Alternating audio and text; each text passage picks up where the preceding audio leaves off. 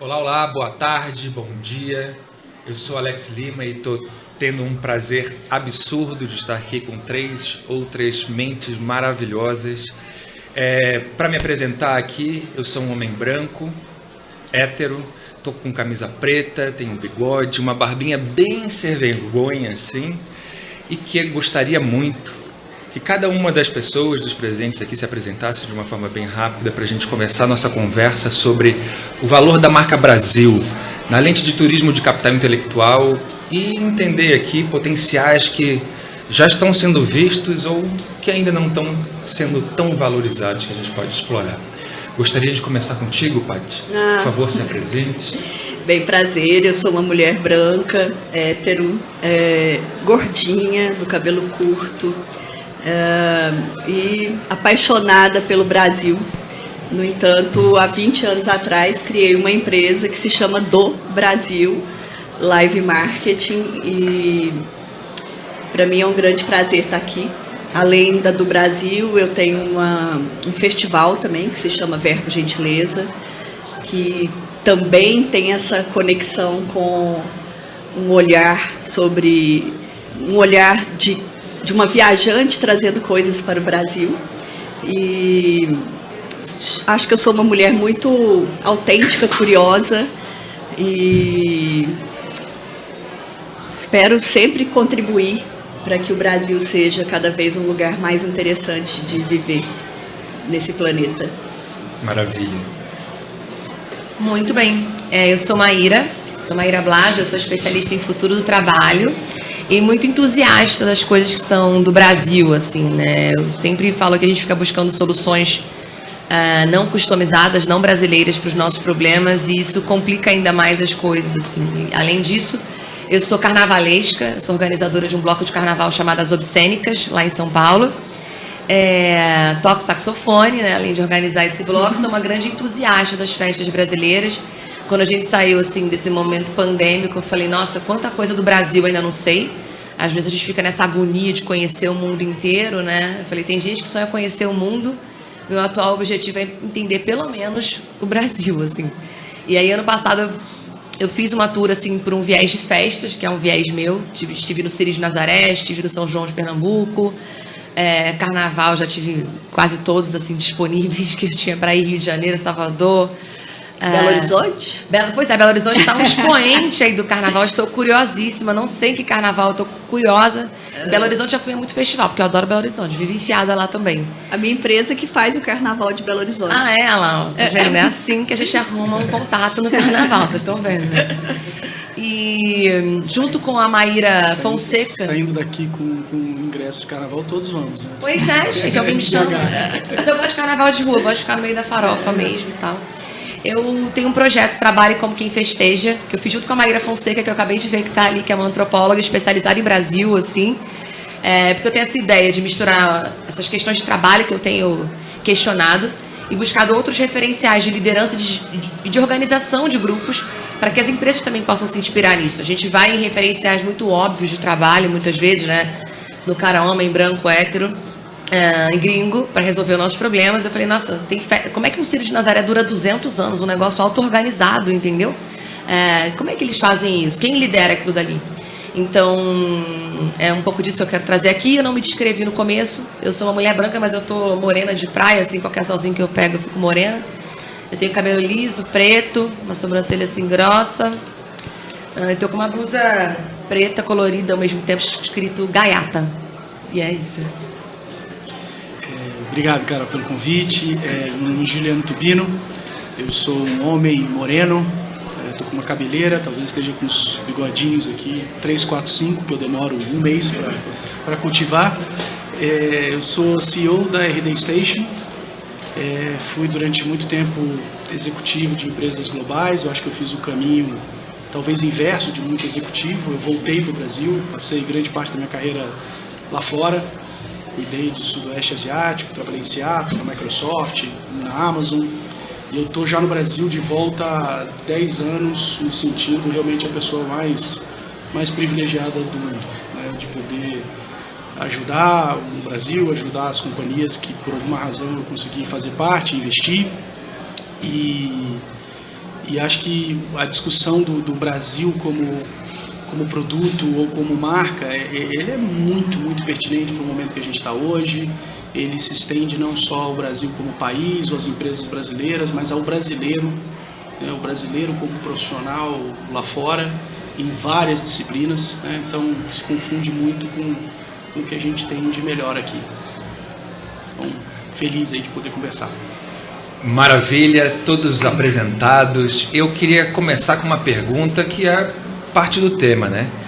Qual o valor da marca? A gente está no evento de tecnologia, eu acho que todo mundo aqui tem também isso como um elo, profissional também. Eu queria, mais do que marca Brasil, eu queria trazer para o profissional brasileiro. O que diferencia, tendo todo mundo também experiência no exterior aqui de vivência, assim, mas o que diferencia o brasileiro para o profissional de qualquer outro canto do mundo, na visão de vocês?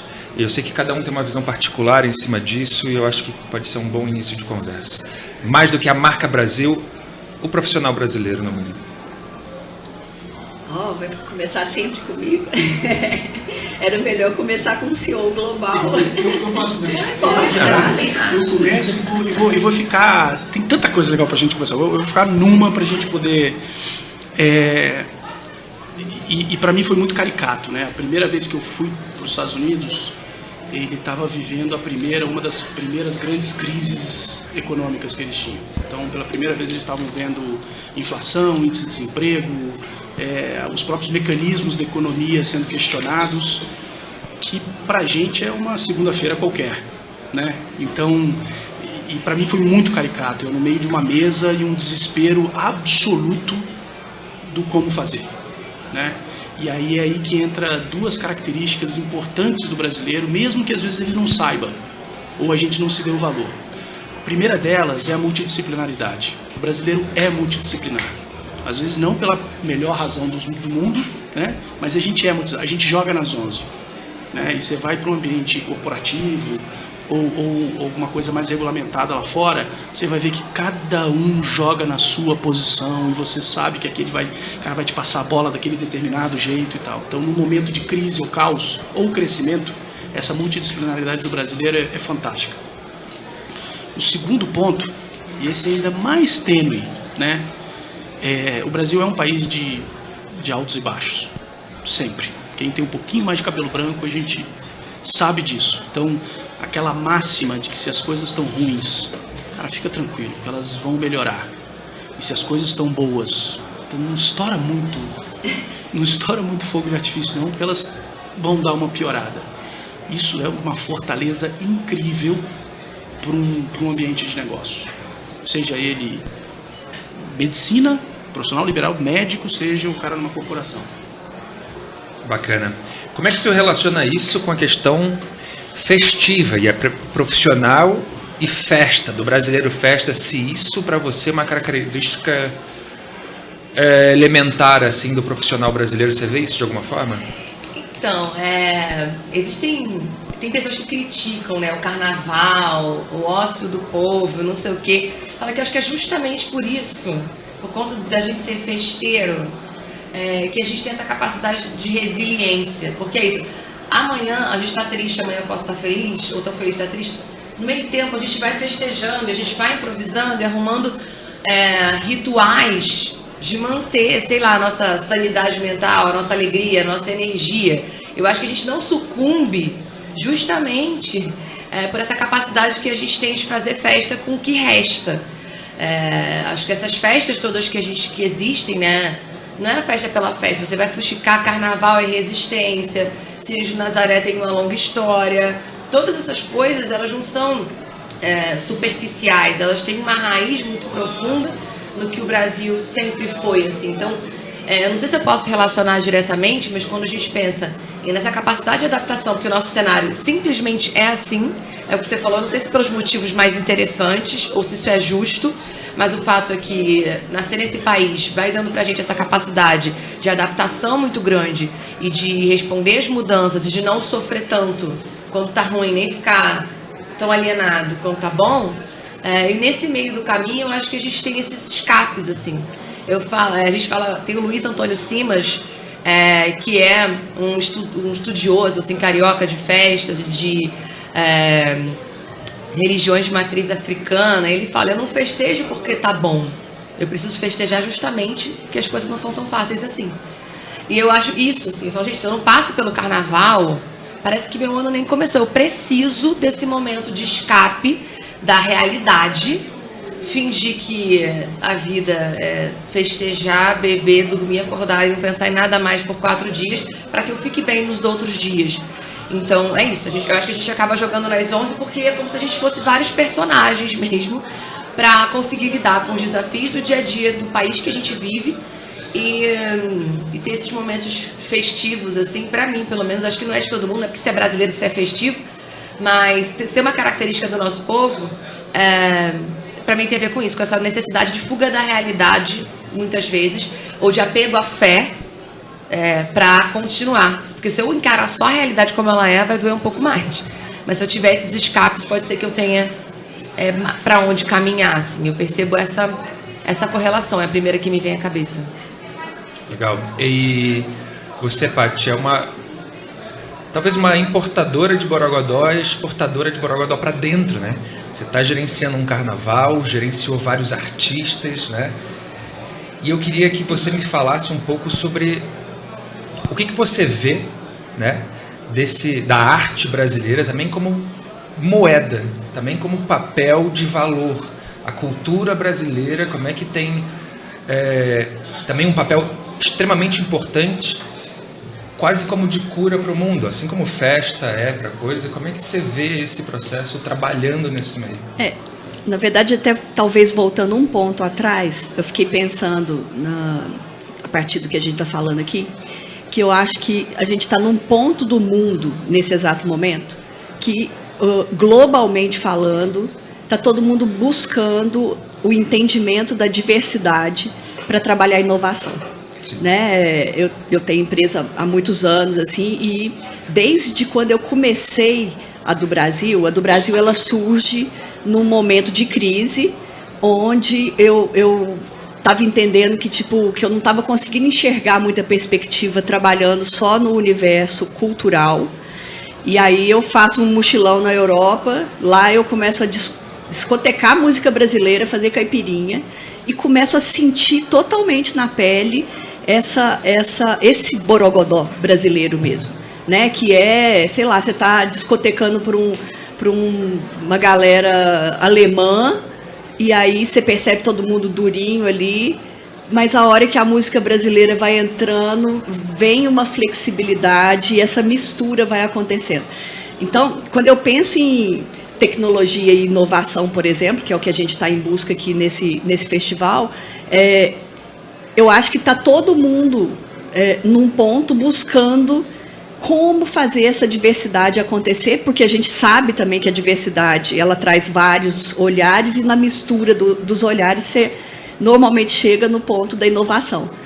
E eu acho que o brasileiro já nasce com isso, né? Primeiro porque a gente é um povo misturado mesmo, né? A nossa etnia é uma loucura, né? E eu acho que apesar da gente viver também um momento onde o trabalho dessa diversidade é um trabalho muito forte e não fácil, né, devido ao perfil, né, principalmente da burguesia que a gente tem brasileira, mas eu acho que esse ponto da gente juntar a diversidade nesse caldeirão brasileiro é o que faz com que a gente seja esse povo que tem toda essa flexibilidade, e acaba que a gente supra esses gaps todos que às vezes você vê em outros países com muita força, né?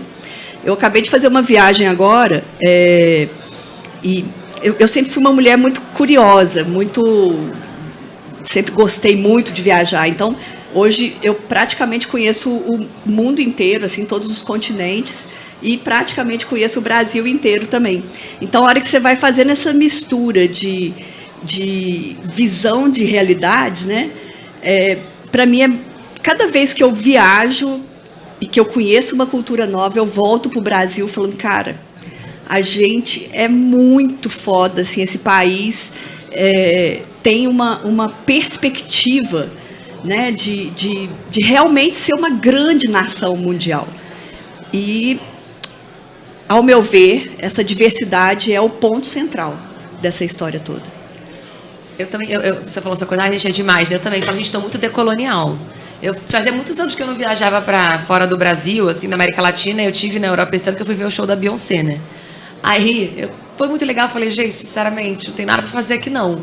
Porque eu acho que, eu falo, o Brasil é uma coisa, tem tudo para dar certo, né, gente? Eu fico assim, é uma diversidade de natureza, de alimentação, de cultura, de religiões, da própria formação do povo.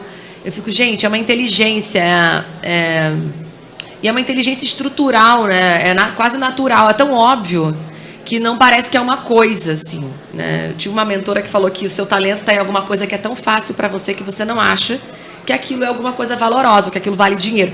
E eu penso muito nisso, é tão óbvio pra gente algumas coisas, né? Assim como você teve essa experiência.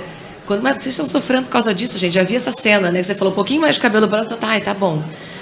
Vai ter um baixo, vai ter um alto, daqui a pouco a gente vai lidar com isso. Isso aqui é óbvio pra gente. E a gente às vezes não valoriza isso, ou fica achando que depende de mais alguma coisa para que o nosso valor seja considerado. Então, eu percebo o quanto o Brasil, como marca, né, do que a gente está trazendo aqui, tem essa possibilidade de vender mais essa diversidade natural que a gente tem, de se apropriar daquilo que é fácil pra gente. A gente não precisa fazer alguma outra coisa, sabe? Desenvolver um outro talento. É claro que a gente tem coisas para melhorar e etc. Mas o que já existe é muito valioso. Só que eu acho que essa falta de consciência que a gente tem de que isso tem um valor, de que isso é diferente, que isso entrega alguma coisa que os outros países não têm, que outros lugares não têm, é que talvez esteja impedindo um avanço mais acelerado. Porque eu acho que é tão natural pra gente, é tão fácil, que a gente fica assim, não, isso não é nada, isso é assim que é. Mas não, isso é uma coisa para aqueles que não têm isso, sabe? Eu acho que talvez a nossa grande questão seja a educação, né? Porque o fato da gente estar muito aquém, né, do desenvolvimento na educação no Brasil faz com que a gente não tenha essa estima. Eu sou todos os projetos que eu sempre me envolvi, eu puxei o Brasil, assim. Então, também mais ou menos há 20 anos atrás, eu me envolvi num projeto de gastronomia que gerou o Festival de Gastronomia de Tiradentes. Não sei se vocês já ouviram falar. E aí, o início daquele festival era exatamente trazendo chefes internacionais para discutir receitas e ensinar o brasileiro a cozinhar. Parte desses... Mas isso era muito inovador naquela época, porque também não tinha acontecido ainda. Não, bota fé que era inovador, mas eu tô tipo, que audácia, né? E aí, mas era essa nossa síndrome de achar que a gente não tem valor, de buscar o exterior para nos ensinar. Sim. Parte desses chefes que começaram a vir para o Brasil, eles ficaram no Brasil e se apaixonaram pela diversidade de produtos que a gente tem, e a gente fez uma reformulação desse festival, e esse festival virou um festival de comida brasileira, e que hoje eu faço um trabalho com Portugal, por exemplo, onde a gente leva esses produtos para fora do Brasil, mostrando para o mundo a diversidade de alimentos brasileiros que a gente tem. Então, assim, para mim, também está muito óbvio, assim, muito claro que é nesse pontinho, assim, né, de um país que ainda não se enxergou. Quando eu fico pensando nessas questões todas que a gente tem visto também, né, desse desenvolvimento mais espiritual, da gente cada vez mais centrar um pouco no autoconhecimento, eu acho que a hora que essa unidade acontecer no Brasil, a gente vai dar um novo salto. Porque vai ser criar essa consciência de si próprio, aí eu acho que não tem jeito pra gente. Né? Realmente eu acho que a gente vai ser... E sei lá, quando a gente vê todos os problemas do mundo hoje, eu estava na Europa agora também, problema de água, né? Assim, a França está tendo lugares que está efetivamente faltando água, problema da guerra, que aí traz o problema de energia. São problemas que a gente nunca teve no Brasil, né? Então, assim, eu acredito que esse país é realmente o futuro desse planeta Terra. Eu queria pegar esse gancho da gastronomia e pular um pouco para a inovação. Quando você pegou da gastronomia e vamos ensinar o brasileiro a cozinhar, é muito doido pensar isso mesmo, porque se a gente pegar Minas, em termos de valor gastronômico, a gente pode equiparar facilmente com França, né? O cara tem queijo aqui, tem bebida aqui, a gente tem gastronomicamente, talvez só num estado, um potencial gigantesco de produto e sabores, enfim. Assim como é na parte de inovação, a gente procura muitas referências de fora, sendo que aqui tem um potencial explosivo. E você lidera uma dessas empresas que está em quantos países? 53. Aí entra na questão de educação. A gente tem ainda que aprender inovação vinda de fora, ou a gente já está num nível de estar ensinando inovação, processos de negócio, né? Mais do que inovação, como é que eu estou expondo isso para fora e tornando isso desejo? O Brasil, no quesito inovação, está pronto para ensinar? Cara, para mim é difícil, de repente, eu ser a voz do racional, do corporativo nessa mesa, quando a gente fala sobre brasileiridade e etc, é tão fácil a gente se apaixonar, né? Sim. E falar sobre as coisas ricas que a gente tem, etc, e a gente de fato tem, né? Eu acho que a ponderação aqui é que é muito difícil a gente falar de impacto, de escala, de consistência. A gente começou a nossa conversa assumindo aqui que o Brasil é diverso, que ele é cheio de alto e baixo, e aí a gente tenta se comparar com outros países, ou economias, ou culturas que tem menos isso, tem menos alto e baixo, tem mais consistência, tem menos diversidade no bom sentido em termos de acesso à educação, né? E aí, eu acho que eu queria, sem devagar muito, começar com a linha que é: qual que é a definição de sucesso para um país? Qual que é a definição de sucesso de educação? Qual que é a definição de sucesso de ser feliz, né? O Brasil e outras economias emergentes, elas têm ativos e qualidades e atributos que, na nossa definição de sucesso, a gente não está disposto a abrir mão. Na minha opinião, da forma correta. A gente não está disposto a abrir mão do nosso núcleo familiar. A forma que a gente cuida dos nossos filhos, dos nossos pais, dos nossos tios, dos nossos amigos. O brasileiro é um cidadão social, né?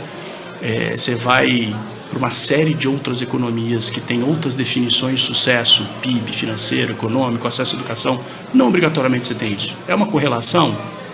Não vou me aventurar aqui, eu não sou antropólogo, mas é factual. Sim. Né?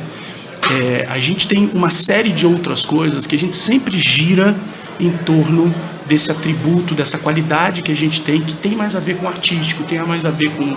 E aí, falando agora de inovação, a nossa inovação é uma inovação que é drivada por escassez. A maior parte dos nossos exemplos não tem isso, não tem aquilo, não tem aquele outro, malandro. A gente vai lá e cria um negócio muito que não é feito em abundância. Qual que é o grande desafio? Inovação consistente, aquela que gira a economia, aquela que de fato ajuda na educação, aquela que ano sobre ano você vai inteirar e vai ficar maior, ela é uma combinação de uma série de fatores. Ela não é só o poder, o brain power, né? Ela é proteção à propriedade intelectual, ela é abundância de investimento, ela é educação, ela é infraestrutura. Então você tem uma espécie de um radar que vai retroalimentando. A gente tem que ser sério sobre isso. O Brasil tem capacidade? Tem. O Brasil é o país do futuro? É. Mas a gente quer ser o país do presente, a gente tem que ter esse olhar mais aberto. E eu sei que é menos passional falar desse tipo de coisa, mas como brasileiro, quando você olha o resto, o que os caras têm que a gente não tem? E geralmente é um equilíbrio entre todos esses fatores. Então, resposta longuíssima, mais curta. O brasileiro pode inovar? Não só pode, como ele inova pra caramba, em todas as áreas. Em todas as áreas, e vamos chamar aqui área de gente grande. A indústria financeira do Brasil é top 3 de inovação no mundo. Os sistemas financeiros dos outros países copiam o Brasil. Pela dificuldade que a gente tem aqui, né? Pela complexidade, pelo investimento, pela inovação. A inovação financeira brasileira, ela foi muito influenciada pelo varejo brasileiro. A Apple lança o pagamento parcelado como uma puta... Né? Então, chega aqui e vamos conversar. Por quê? Porque a gente se mistura muito. Porque a indústria do varejo aqui há muito tempo é uma indústria financeira. A gente já se mistura. É o exemplo clássico de diversidade no âmbito mais amplo que você pode imaginar. A gente já é diverso. O indivíduo joga nas 11 As verticais, os segmentos já jogam nas 11 há muito tempo, né? Então a gente tem todo o potencial do mundo. O Brasil precisa de um projeto de país que vá além da responsabilidade governamental, sem querer entrar em nenhuma polarização, mas eu acho que talvez seja a chamada para os brasileiros, cara. Você quer botar o país no mapa? Você quer que o produto Brasil seja melhor? A gente precisa de uma participação muito mais efetiva do cidadão, né? Para tentar olhar esse todo, que a gente olha menos. E onde se começa isso? Aonde se começa uma chamada até virar um desejo da participação social do cidadão? Eu posso falar rapidinho, e aí eu quero fazer eco no educação. Se pudesse ter uma bandeira muito simples, quantas pessoas você conhece? Quantas pessoas você conhece que não têm acesso à educação? Melhora esse número. Em uma, em duas, em 10, em 100. Se fosse uma, que eu acho que talvez seja a principal diferença, na minha opinião. Na verdade dizem, né, eu não sou uma estudiosa profunda disso, mas que é quase um plano político Brasil de deixar a gente na ignorância para a gente não chegar exatamente nesse patamar, né? Concordo totalmente com vocês. Eu acho que tem porque o que acontece? Quando você pega toda essa estrutura desse espírito brasileiro, ele tem todas essas características que são maravilhosas, mas também cai no problema, às vezes, da forma, né, de um deslize ético, talvez, né, de como construir com solidez essas questões todas. Eu fico pensando muito isso, e na área, eu estou muito mais ligada à área da arte, né, de outras áreas, mas sempre que eu vejo, por exemplo, sei lá, eu já fui para a Índia, né, você vê um país, é uma loucura, né, viver na Índia, mas lá você tem um desenvolvimento tecnológico hoje, assim, fortíssimo. E fiz uns trabalhos também estruturais com escolas brasileiras, onde o gap que a gente tem hoje na tecnologia, ele é absurdo também. Falta educação, falta conhecimento, e tem trabalho na área tecnológica, mas nós brasileiros ainda não chegamos nesse ponto. Então, assim, quando você faz essa pergunta, eu fico pensando que, tipo assim, a gente, sim, do nosso jeito gambiarra, a gente cria o tempo inteiro, mas falta um projeto de país mesmo, né, onde, sei lá, onde nossos políticos efetivamente olhem para esse país e falam, cara, a gente precisa organizar essa parte, sair desse modus, né, operandi do jeitinho para a gente chegar nesse patamar. Eu ia falar isso, porque se a gente revira esse assunto, a gente vai chegar em política, assim, né? Eu falo de futuro do trabalho, aí eu vejo como as pessoas estão empolgadas, sei lá, com semanas de 4 dias, trabalho remoto, e aí todo mundo, as empresas e tal, eu fico, gente, quem vocês votaram? Porque assim, tinha gente com plano de governo para falar de semana de 4 dias, vocês estudaram isso? Porque eu acho que tem um pouco isso, assim, claro que a gente, como indivíduo, vai fazendo o que a gente acredita, os movimentos que a gente pode a partir da influência que a gente tem, mas ao mesmo tempo essa consciência política precisa ser criada, porque dá a sensação às vezes para o indivíduo que ele vai mudar. O problema do Brasil é o brasileiro, e aí individualiza problemas que são estruturais e históricos. Porque a gambiarra, assim, a gente pode ver uma coisa, isso é improvisado, é ruim, ou você pode ver isso como tecnologia social brasileira para resolver as coisas, depende da história que você conta, né? Então eu acho que tem essa divisão de o jeito que a gente foi colonizado, o jeito que a gente foi constituído, ser o último país a abolir a escravidão e tal, para entender as consequências disso na maneira como a gente se organiza. E aí, acho que pode ter essa coisa de, é um projeto do país para a gente ficar assim, só que na prática, a gente nunca foi mais educado do que a gente é agora. Porque tem essas teses, tem um livro que eu não gosto muito dessa coisa meio positivista, não, mas fala assim, a gente acha que o mundo está ruim, mas era ainda pior, né? Nossa, que horror. De um jeito que talvez não é o melhor, ou que a gente concorde, ou que a gente gostaria, existe uma evolução. E aí eu acho que nesse meio tempo a gente tem que entender o que a gente acha que é ruim mesmo e o que a gente já se apropriou como forma de fazer as coisas, entendeu? Tem essa dificuldade. E no final das contas, é político. É político. A gente vai falar, eu acho que a síndrome do vira-lata vem daí. A gente acha, a gambiarra é uma tecnologia social brasileira ou é um jeito errado, a gente devia fazer desse jeito, sabe? Eu tenho um pouco dessa eu sempre fico navegando para não romantizar muito, como você falou, porque eu também sou bem... O Brasil, eu dou de licença poética, eu dou uma romantizada assim, porque eu já sou muito realista em outras coisas. Mas eu fico sempre nessa navegação. Como me aproprio disso, que falaram que era um erro, que falaram que era vagabundagem, que falaram que tinha que organizar porque não era bom o suficiente, e tornam isso uma coisa vendável, útil, sei lá. E o que precisa ser consertado? Aí tem essa questão da educação, que a gente tem uma oportunidade gigantesca, e eu acho que falta uma consciência política, porque a gente acha que a gente, como indivíduo, vai mudar as coisas.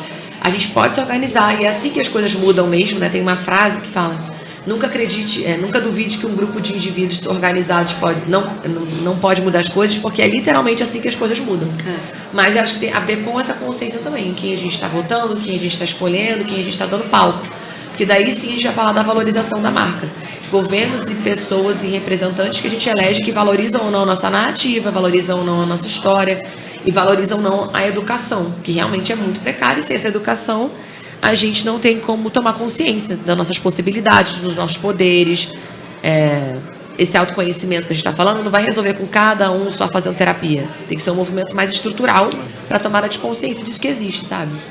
Eu acho que passa pelos dois, realmente. Eu acho que tem um lado, sim, da gente ter uma participação como cidadão cada vez mais ativa, mas passa também pelo fato da gente não esperar que venha tudo de políticas em si, né, de leis, regras, etc. Né? E aí tentando trazer dois exemplos que são bem caricatos mesmo, sabe? Do Pulp Fiction, os menores, os pequenos detalhes, né? Eu morei muito tempo em Seattle, numa cidadezinha chamada Redmond, que tinha 50 mil habitantes, 60 mil habitantes, perto de uma maior.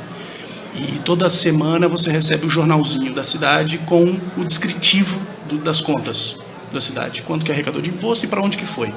Estava uma época que eu andava de bicicleta, queria andar de bicicleta para o trabalho, estava construindo uma ponte nova e veio o projeto da ponte. E no projeto da ponte não tinha uma ciclovia.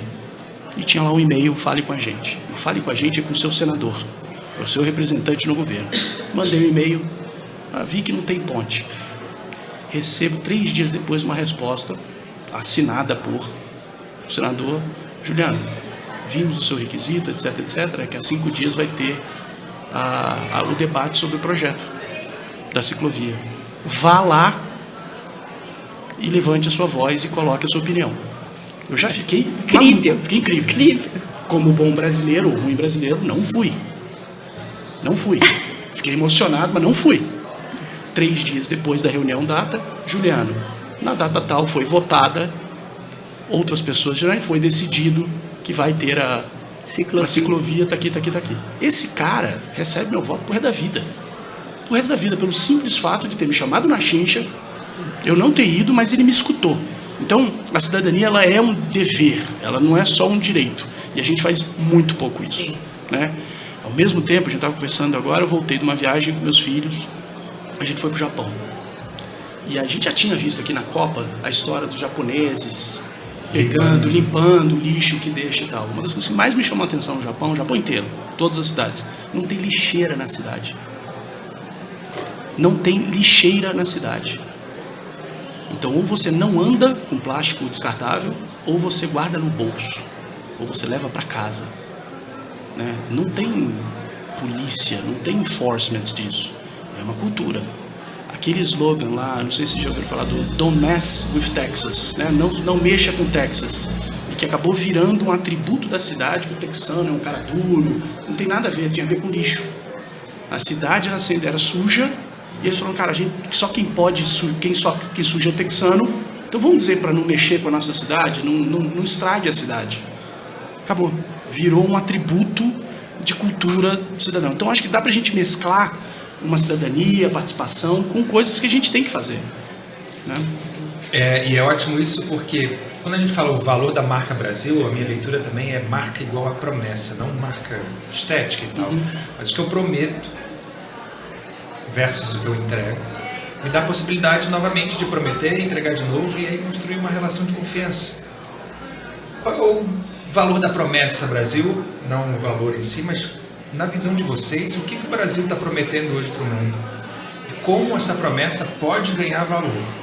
Pode ganhar valor. A marca esquece, mas, cara, o que a gente tem ainda para prometer que pode ser valor hoje, amanhã e perene, inclusive para mudar comportamento, para mudar acesso, para mudar a reivindicação. O que o Brasil está prometendo para o mundo e onde isso é valor? Bem, a primeira coisa que me vem à cabeça é o Amazonas, assim, né? Eu acho que diante de todos os problemas climáticos que a gente está tendo, né?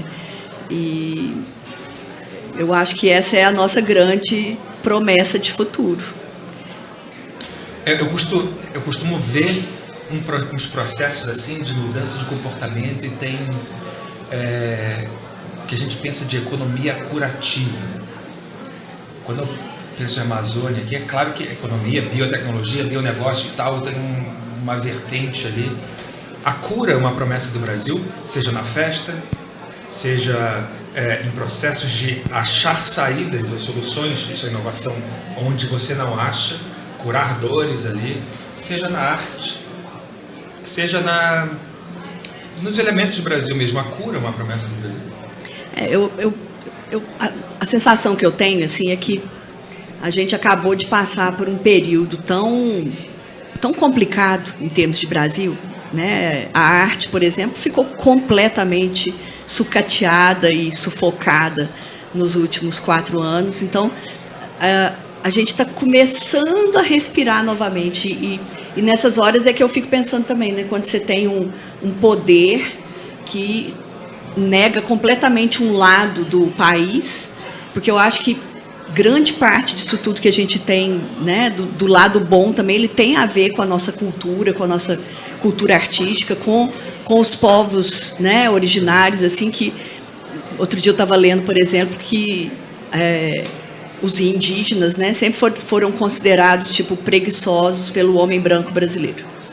E aí, de repente, você começa, em termos de cura e de tecnologia, a entender que a forma com que eles se conectam com a natureza e a forma com que eles traduzem a sua cultura, se o mundo fizesse assim, a gente não estaria no problema que a gente está hoje. Então, é muito louco, né, quando você vai pensando nessas questões como um todo, assim. E a sensação que eu tenho é que a gente está começando a respirar de novo, né, em termos culturais, Brasil. Né? A gente passou 4 anos de escassez absoluta de verbas de investimento na área cultural, e aí agora essas verbas todas estão abrindo e as pessoas todas aí se mobilizando para reconstruir. Na minha área especificamente, né, a gente viu muitas pessoas migrarem profissionalmente, porque quando fica escasso é isso que acontece. Então, nesse exato momento, até atender a demanda reprimida que a gente teve aí, né, pós-pandemia, são tarefas difíceis, né? É muito louco, porque às vezes a gente vê o superficial, né? Na minha empresa a gente faz o Carnaval de Belo Horizonte acontecer. Então, tem o processo carnaval, alegria, o festejo na rua, mas você tem todo um ciclo, né, para que aquilo efetivamente aconteça e de que jeito que essas coisas acontecem. Então, imagina que, tipo, durante o período pandêmico a gente não teve isso tudo, então muitos ambulantes, por exemplo, migraram para outros afazeres, e aí chega o momento daquele festejo, você precisa desses profissionais, e como que se forma, né, isso tudo de novo. Então, para mim, quando eu imagino assim, gerir uma marca brasileira internamente falando, é uma loucura, porque os políticos precisam pensar nessa sustentabilidade, nessa rota o tempo inteiro, assim, não dá para simplesmente vir com uma regra naquele governo que simplesmente abafa uma perspectiva, né? E quando eu penso em termos de Brasil e nas experiências que eu tenho até hoje da gente se vender lá fora, esse ponto desse turismo brasileiro, né, no sentido de arte, de gastronomia, realmente precisa ser trabalhado o tempo inteiro. Não dá para soltar essa ponta para a gente conseguir se constituir como uma grande nação, assim, né? Desejo como valor para... Até uma questão interessante, né?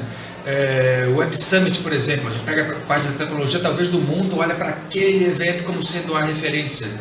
Festas, o Tomorrowland, a gente tem tudo aqui, uma dimensão talvez próxima, não estou falando igual ou melhor, mas talvez próxima àquilo, e eu não sei se tem o mesmo interesse de vir de fora para cá para viver isso e aprender isso, sabe?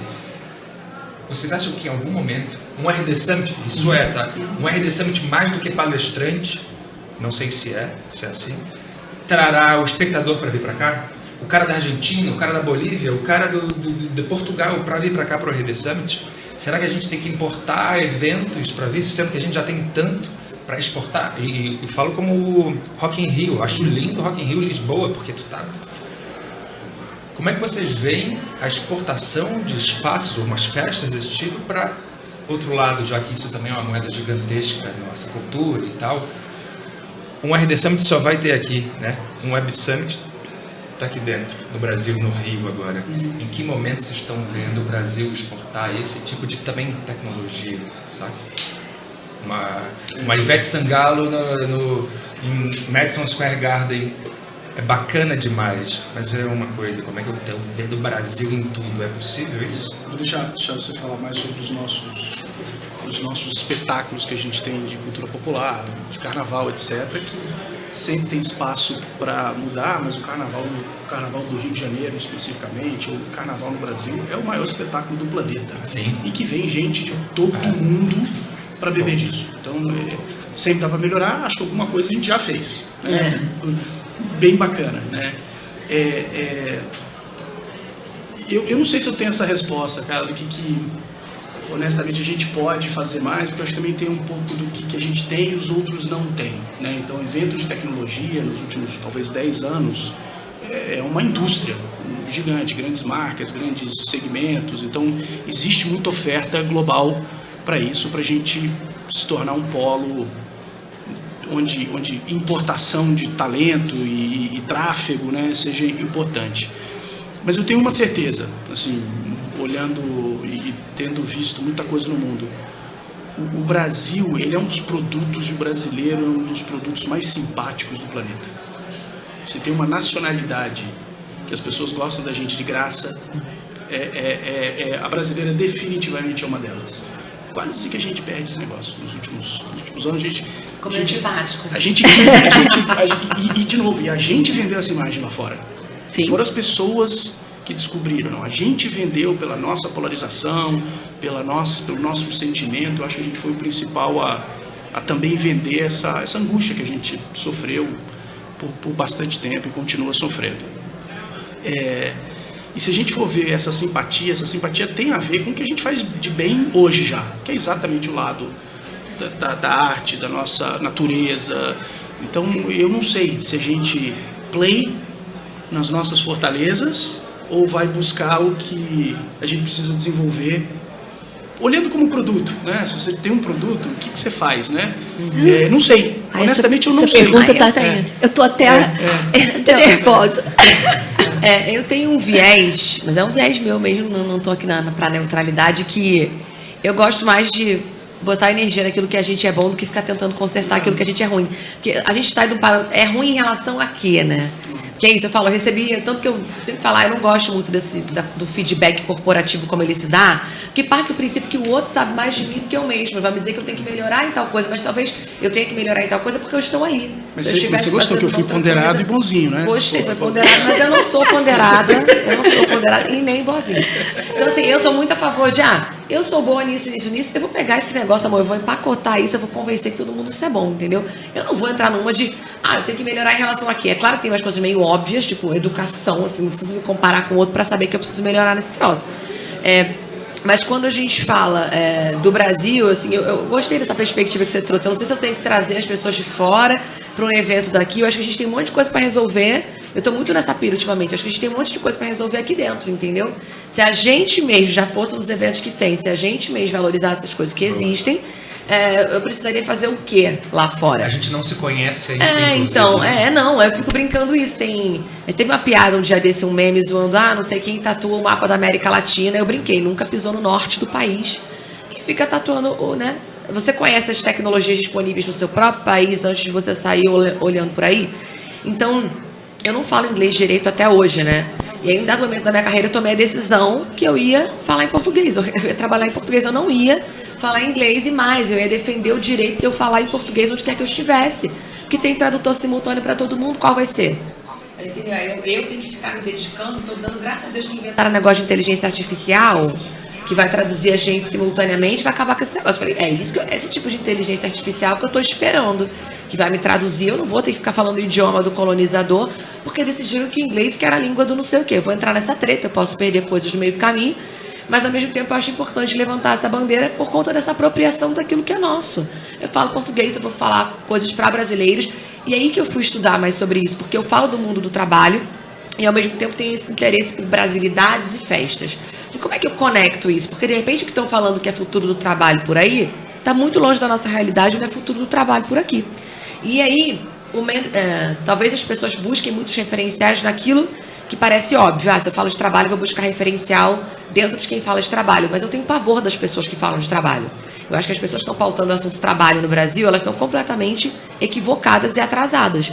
E quando eu fui buscar as festas, foi por um interesse pessoal meu, de sair, de acessar outras realidades, mas ao mesmo tempo eu fui aprendendo coisas sobre liderança, sobre organização e tal. Então, assim, o carnaval hoje, ele já é um evento muito consolidado, acho que ninguém está brincando com a gente em relação a isso, mas existem outras oportunidades enormes. É isso, Sírios de Nazaré leva 2 milhões de pessoas para a rua, e tem gente que não sabe nem o que é Sírios de Nazaré.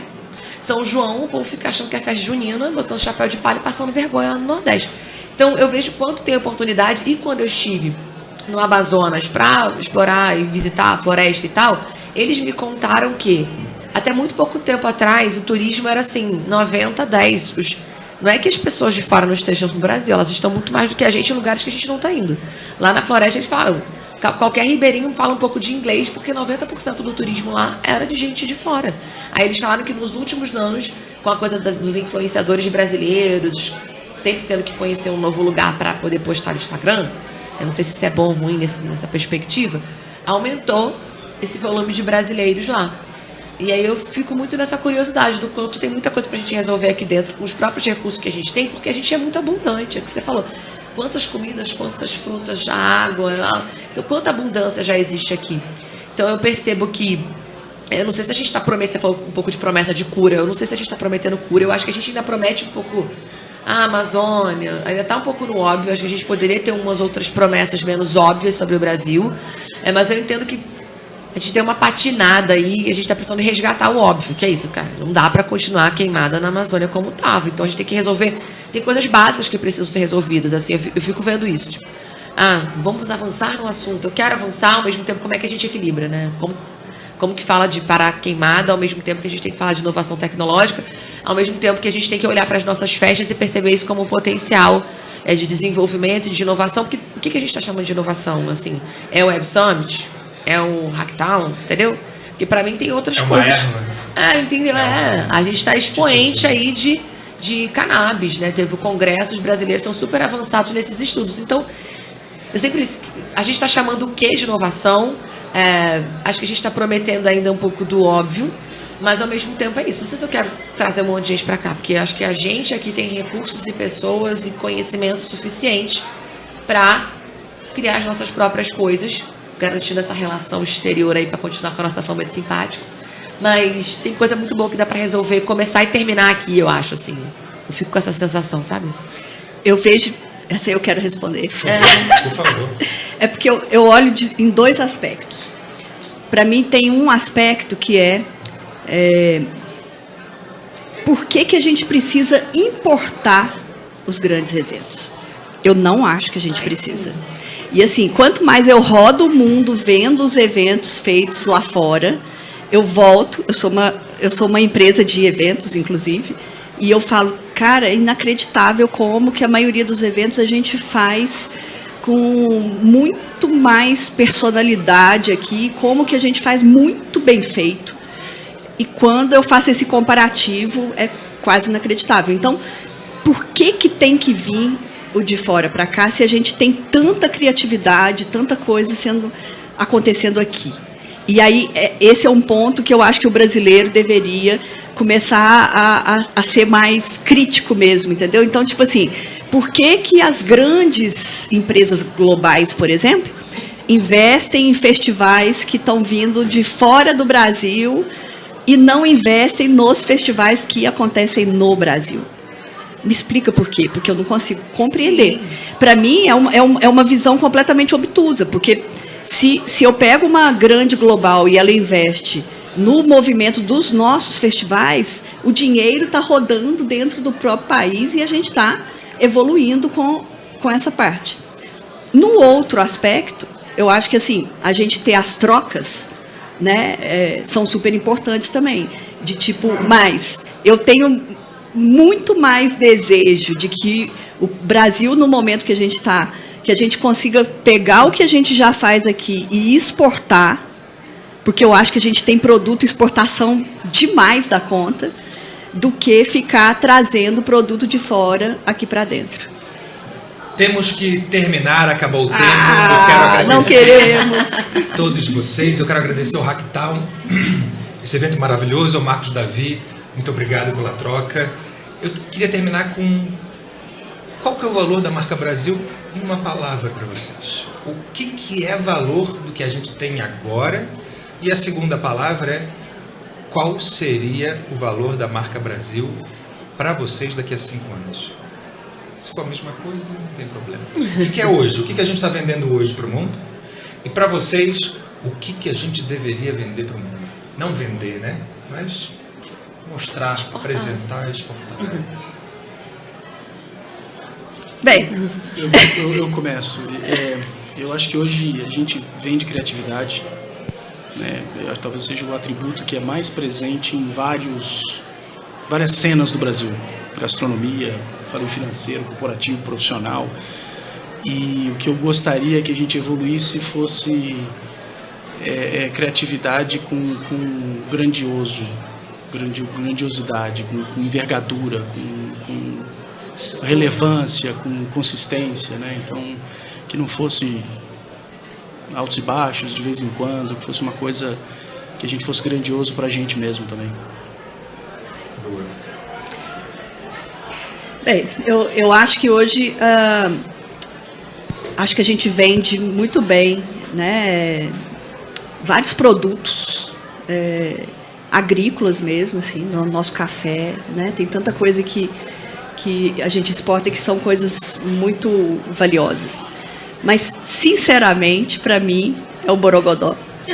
O nosso borogodó, a forma com que a gente lê, o jeito que a gente interage, essa afetividade brasileira, que com certeza, realmente, assim, é o único lugar do mundo que eu encontrei isso até hoje, esse jeito de abraçar, o jeito de interagir. Eu acho que essa é a nossa grande fortaleza e eu acho que é isso que tem que ser vendido para o mundo. Eu estou contemplada pela fala de vocês dois e quando eu penso assim em futuro, eu gostaria muito que a gente se apropriasse de coisas que a gente acha que não é algo, entendeu? Eu acho que existem tecnologias sociais que a gente é muito avançado. Quando a gente fala desses movimentos culturais que se dão quase, não é organicamente porque alguém organiza aquilo, mas historicamente, né? Eu tenho muita curiosidade com isso, com essas festas brasileiras históricas, para além do carnaval, como é que a gente dá conhecimento e se apropria dessas outras todos os rituais, como parte da nossa história, como algo a ser visitado, a ser conhecido e a ser aprendido, assim. Eu vejo pouca curiosidade do próprio brasileiro sobre isso e eu fico, gente, é uma festas imensas, grandiosas, que nem se tem conhecimento no Brasil, que está no mundo inteiro. Eu tenho muito essa vontade que isso se torne alguma coisa mais conhecida, mais visitada. Desejo. Sei lá, vire um... E são grandes festas colaborativas. Exato. Mas não tem o manual do colaborativo para que a gente se coloque, né, efetivamente. Então, eu tenho estudado isso porque será que existe uma estrutura nisso? Qual é a linha, né? Porque tem uma lógica, o troço acontece todo ano. É horizontal, mas tem uma coisa ali. Tem então, estrutura. Tem estrutura. Eu fico, como é que a gente... Isso é uma tecnologia social e precisava ser empacotado, vendido, e não assim, é assim mesmo, é improviso, é gambiarra, né? E tem algumas outras pessoas nesse movimento eu tenho observado, classificando gambiarra como isso, sabe? Porque Senão a gente fica tratando como qualquer coisa, não é uma qualquer coisa. Isso faz movimentos acontecerem, festas acontecerem, empregos são criados. Eu preciso que alguém empacote, produtize. Eu não tenho interesse que tudo vire algo comercial, porque eu acho que tem coisa que só existe por existir mesmo, tá bom do jeito que tá. Mas, sei lá, eu acho que tem um mistério aí que pode ser desvendado e melhor vendido, comunicado e até mesmo organizado para que pessoas se beneficiem mais disso, principalmente aquelas que vivem disso. Porque existem vários movimentos no Norte, no Nordeste, pessoas precisando de emprego, o dinheiro concentrado aqui em São Paulo, principalmente, porque a gente não olha para lá. A Psica é um festival que acontece em Belém do Pará. Acho que até ano passado não tinha marca patrocinando. Eu falei, que é isso? Um line-up enorme, um festival maneiro. Eu falei, por que nenhuma marca está patrocinando um festival desse? Tipo, não entra na minha cabeça, entendeu? Eu acho que algumas coisas precisam ser melhor comunicadas e estudadas. Eu tenho esse desejo para o futuro. Isso está mal resolvido, assim. Boa, pessoal. É isso. Novamente, muito obrigado. Fechou. Grande abraço. Valeu, obrigada, gente. Valeu.